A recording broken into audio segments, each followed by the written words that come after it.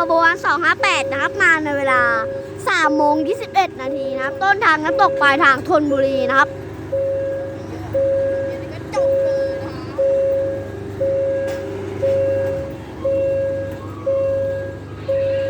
มาครับ258ครับลงครับ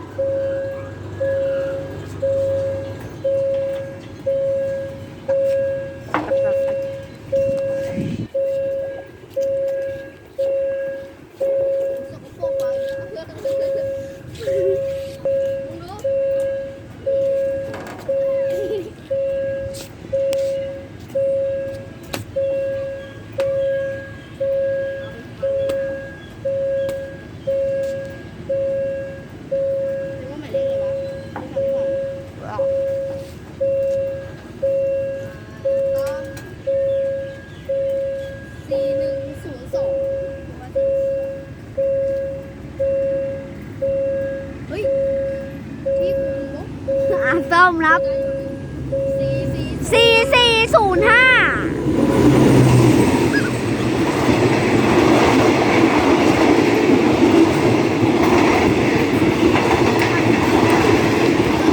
ุ้ยกล้องสายรถไวเกินฝุ่นเต็มแล้วไปแล้วไปตามไป259นะครับ